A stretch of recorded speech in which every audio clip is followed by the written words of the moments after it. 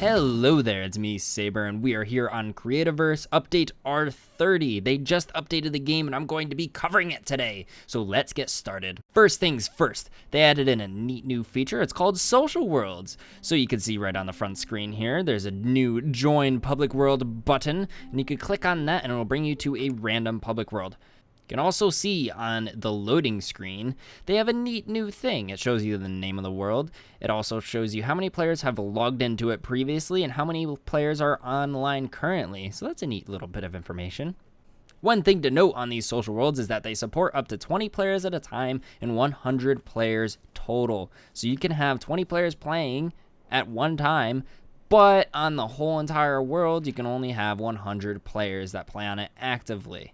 So something new about the claim system. You now have to purchase claims with either coins that you buy with real money, or you can harvest resources in-game and buy them that way. Now, I haven't covered the claim system, and they're not on our personal world, so I'll show you that real quick. You can remove the claim, you can go in its settings, and you can rename your claim, and you can also change advanced options. Now, this is where you can get around the PvP thing being turned off in the social worlds. You can actually turn PvP on inside of your claim, so people will be able to fight each other inside the claim. You could turn TNT on, and you could change people's permissions within that claim. So people with admin powers are obviously going to have more power than others inside of that claim.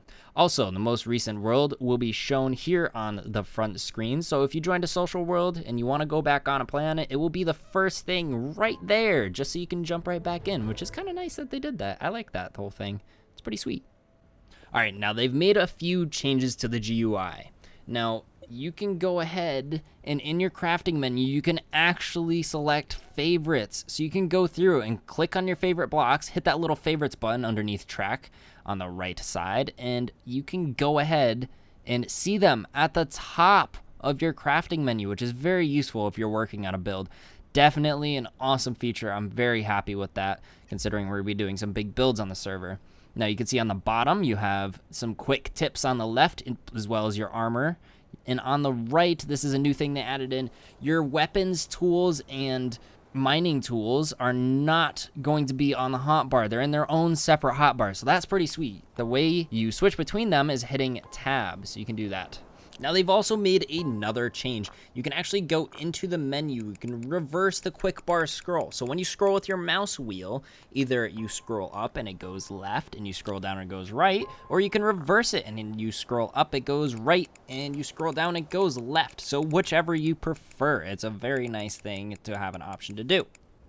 Another thing to note is that now with the tools being on their own separate hotbar, you can't put them on the hotbar on the bottom, the regular hotbar. You can take them out of it so that if you're harvesting trees, you can go ahead and just do that with your own hands. You're not wasting your precious mining cells. But if you wanted to use different mining cells, you can go ahead and put them on the hotbar. It also is very nice that they did that, because you can save space on your regular quick bar for actually blocks, like having blocks on there. It's very, very nice. I like that a lot. Now, another thing they have updated is mob pathing. So that is the system that the mobs use, well, the animals use to actually find you and chase you if they are hostile. Now we're going to go find one here, and I will show you guys what exactly that does. It is just updated and so much better now. They can actually pick the right path and the quickest path to get to you. It's very, very neat. Another thing to note is that mobs can now go into water. So taming and killing mobs while you're sitting in the water and they're on land just staring at you helplessly will not work anymore. As you can see, this rockster is swimming, well, walking through the water towards me. And that is a big change. So we've got to come up with some other methods for taming our very, very difficult mobs. Now I'm going to lead this feral pigsy through the jungle here just to show you guys the updated pathing. And another one decided to join in the fight. So we're going to go and run away from them. And I can show you how much better it actually is. Now they would be kind of fumbling around and going over hills awkwardly and jumping over blocks awkwardly. But they actually pick the quickest route. One just kind of decided to go away while the other went through the water and will even follow me up this tree. Now another thing I would like to note to the devs is that The striking distance for mobs is incredibly far. You can see I'm running away from it. I'm at least 5 blocks away, and he still hits me. That's a little ridiculous. I also noticed this with Rockstars quite a bit. That is something I'd like to see updated in the future, though it's not really huge, but it does affect combat a little bit, and it's kind of annoying. Let's just be frank about it. It is a little bit annoying, but I mean, that's such a minor thing. I'm not going to go ahead and really worry about that for today.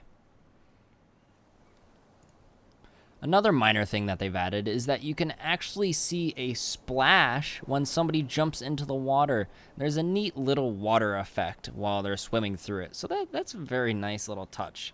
It's a graphical thing, and it's a small thing, but I like it a lot. Woo. Woo indeed, Saru. Woo indeed.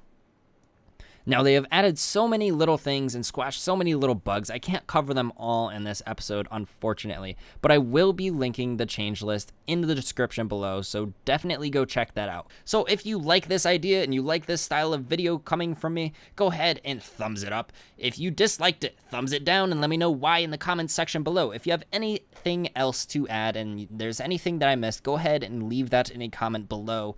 So that wraps up today's update video, and I will see you all next time.